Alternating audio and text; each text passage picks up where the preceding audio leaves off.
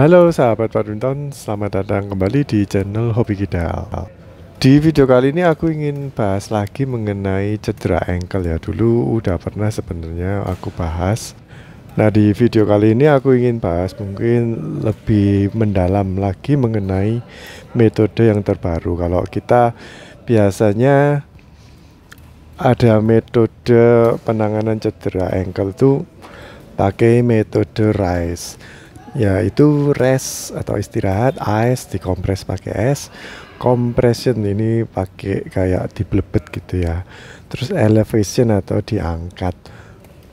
Nah itu mungkin bagi beberapa kalangan udah kayak kuno gitu. Jadi yang terbaru sebenarnya ada metode peace and love. Tapi kalau mungkin kedepannya akan ada ini lagi ya, ilmu-ilmu baru ya, mungkin kita nggak tahu ya. Tapi biar gampangnya kita pakai yang metode love aja dulu.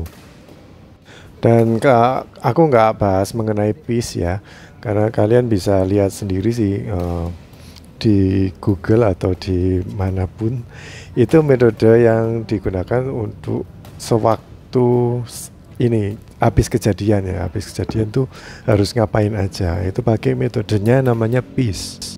Ya kira-kiranya sama-sama kayak ini ya, yang RICE itu, cuman ada beberapa tambahan lagi. Tapi yang love ini lebih fokus ke fase pemulihan. Nah ini yang aku ingin bahas kali ini. Sebelumnya kita bahas dulu mengenai pencegahannya dulu ya. Kenapa kok ini terutama untuk pemula ya, atau mungkin orang yang udah absen beberapa tahun pingin main badminton lagi. Dan kalau olahraga lain juga ada yang mengalami ankle, udah pastilah. Tapi mungkin karena kita channelnya bahas badminton, jadi ya cedera ankle lumayan sering dialami oleh pemain-pemain badminton, bahkan yang sekelas hobiis ya atau cuman pemula itu lebih sering malahan kena ankle. Yang pertama, kalau memang nggak pernah olahraga atau mungkin udah jarang badminton, itu pemanasan di bagian ankle itu harus lebih benar. Jadi bukan lebih banyak, tapi harus benar. Yang pertama, ini dulu aku sering diajarin juga sama coach, kalau pemanasan ankle tuh kita posisinya kan jinjit, terus kakinya itu diputer-puter.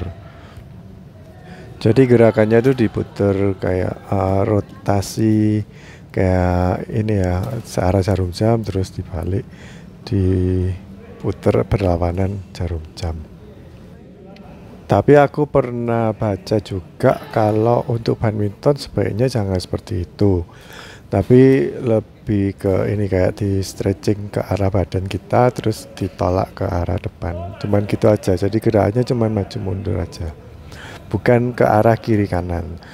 Alasannya dia bilang kayak gitu karena kalau kiri kanan malah ini rentan cedera ankle, soalnya kan ototnya jadi tambah lemir gitu, atau tambah kena stretch ya. Jadi katanya sih penjelasannya seperti itu ya, aku nggak tahu itu benar atau enggak ya, tapi aku mau mengiyakan karena kalau aku pengalaman dulu sering pemanasan pakai cara itu yang diputer-puter itu malah lebih sering cedera ankle. Tapi sejak aku pakai metode yang lain, pemanasannya cuma di stretching aja, itu lebih nggak rentan kena ankle. Selain juga aku exercise ya, penguatan ankle.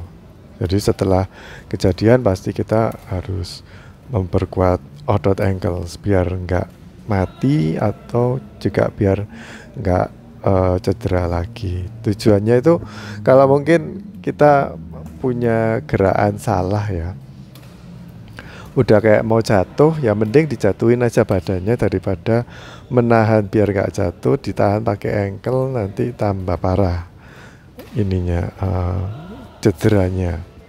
Dan kalau kita itu latihan otot ankle terutama ya, Aku sebenarnya udah jarang sih latihan ankle, tapi karena dulu intens setelah cedera itu latihan yang intens.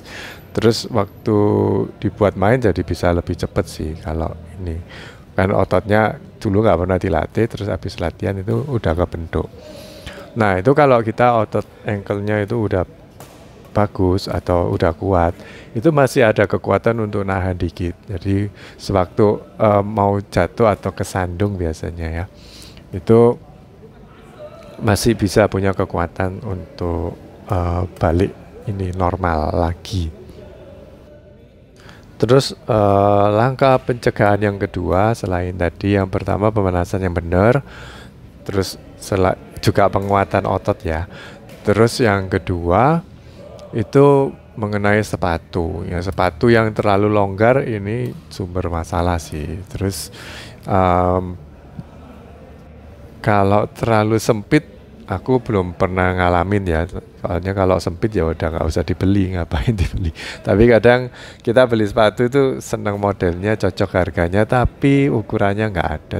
Akhirnya kita pilih yang lebih besar. Nggak mungkin kita pilih itu yang lebih kecil kan nomornya. Pasti nggak cukup atau nanti cepet jebol.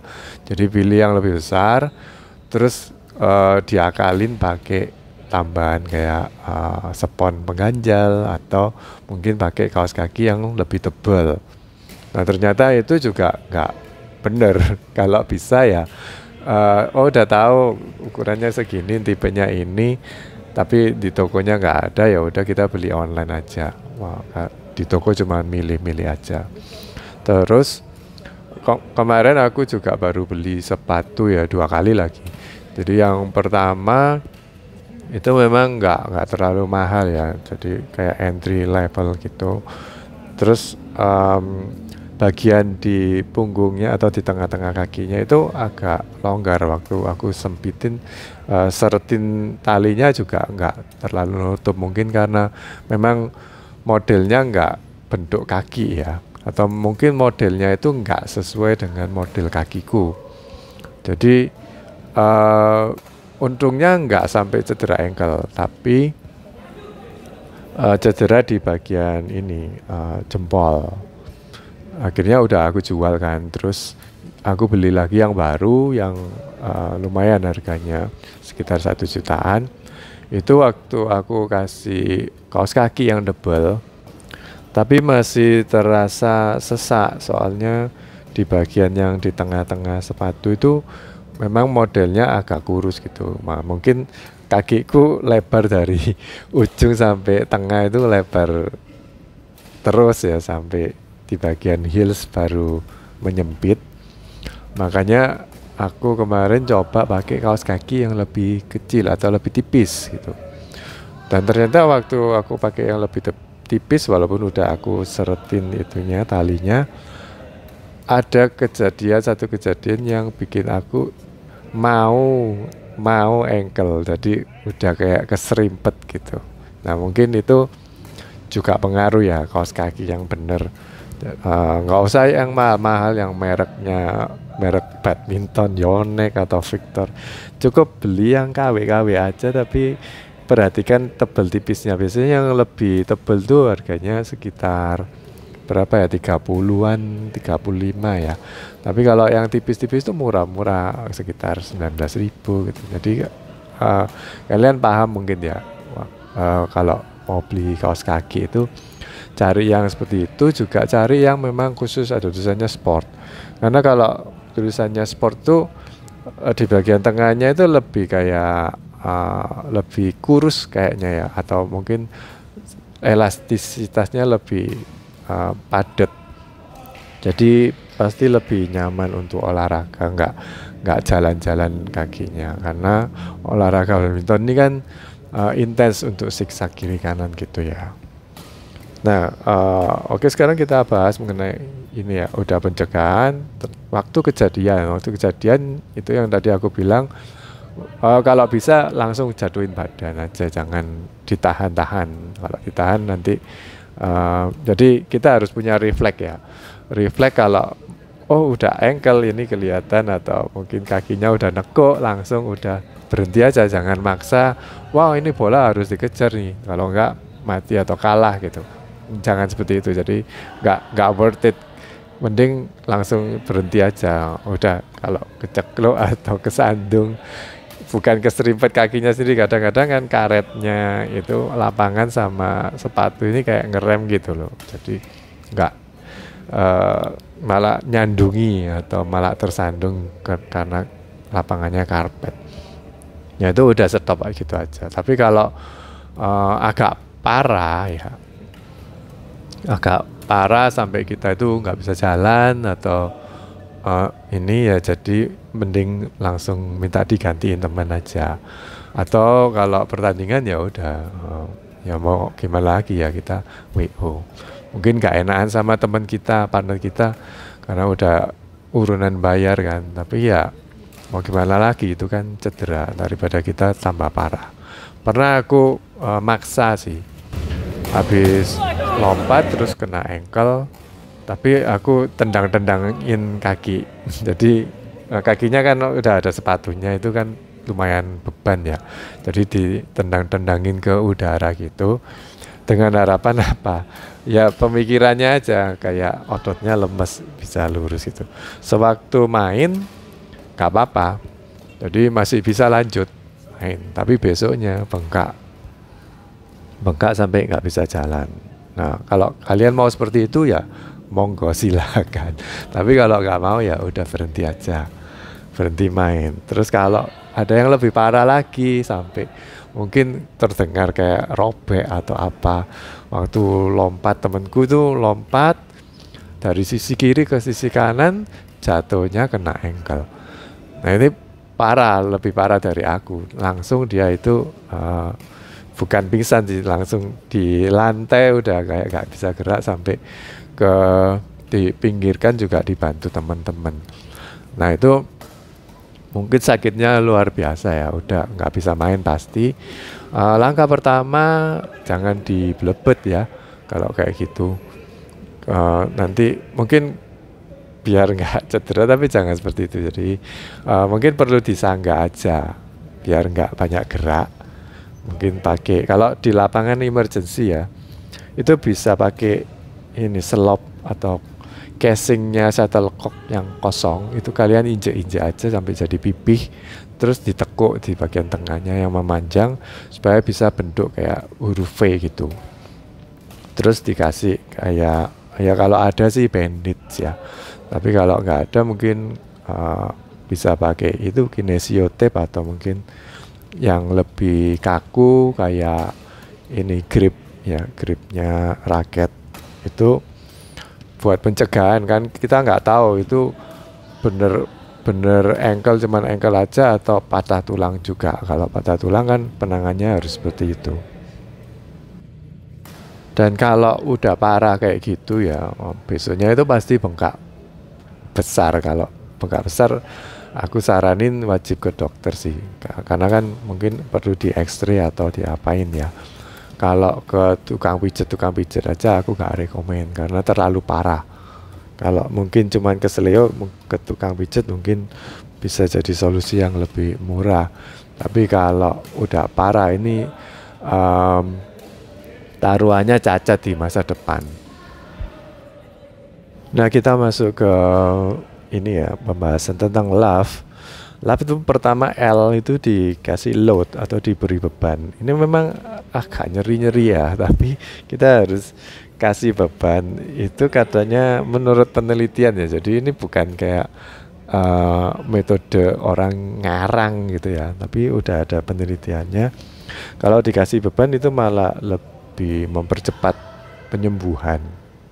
Tapi ini kapan ya untuk melakukan angkat beban untuk kaki atau ankle-nya ini? Itu kalau udah agak mendingan. Tapi kalau untuk buat ngangkat sandal aja sakit banget ya jangan melakukan itu. Terus yang kedua, optimisme itu ada hubungan sama ini ya, neuron science atau di bagian otaknya. Jadi yang bikin orang cepat sembuh atau lama sembuhnya itu karena orangnya itu nggak optimis. Kalau kita optimis, oh aku pengen cepet badminton lagi ya, dia harus optimis orangnya. Atau orangnya kadang udah tua, kena ankle, wes aku tak mandek kayak kapok. Nah, itu orangnya nggak optimis kalau kayak gitu. Walaupun memang udah kapok nggak mau badminton, tapi kalian wajib optimis karena eh, kan jalan atau lari itu dipakai terus sampai kita itu meninggal. Jadi harus pulih, bener-bener pulih yang bener ya. Jangan cuman nggak sakit atau pulih tapi jalannya pincang. Nah, itu nggak bener pemulihannya. Lalu yang ketiga adalah vascularization. Ini kayak bikin aliran darah itu lancar di bagian yang ankle. Ini ada beberapa metode ya, kalian bisa diurut-urut gitu aja. Atau mungkin dilakukan gerakan-gerakan ringan kayak orang ini ya, senam gitu, cuman diayun-ayun kakinya. Seperti itu yang ringan-ringan aja. Atau pakai titik-titik akupuntur. Ini kalian bisa lihat di Google, namanya itu trigger point. Itu bisa waktu cedera juga, kan nggak boleh dipijat sebenarnya kalau yang ada bengkaknya itu.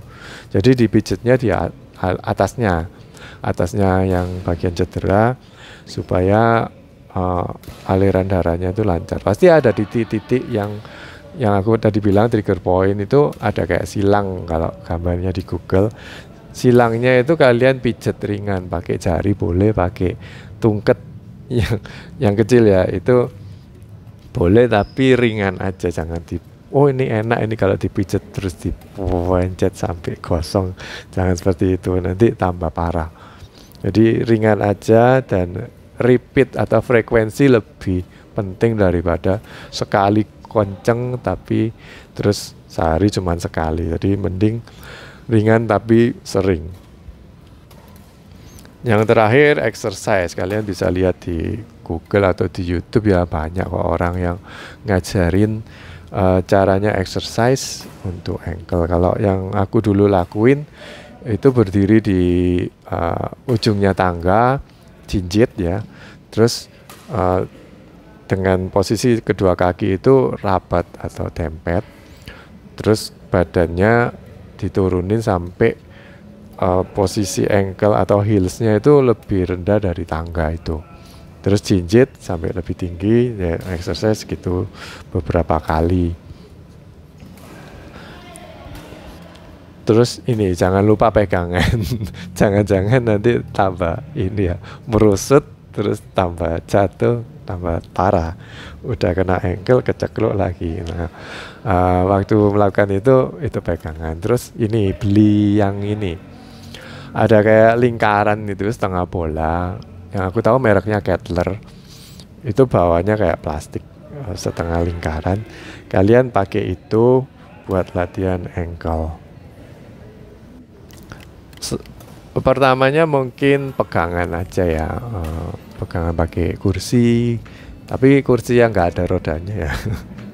Jadi pakai itu nanti bisa kuat si ankle-nya, hopefully. Oke guys, jadi gitu aja video kali ini, semoga bermanfaat. Kalau ada yang perlu ditanyakan ya tanyakan ke ChatGPT atau AI Gemini. Oke guys, sampai jumpa di video berikutnya, bye bye.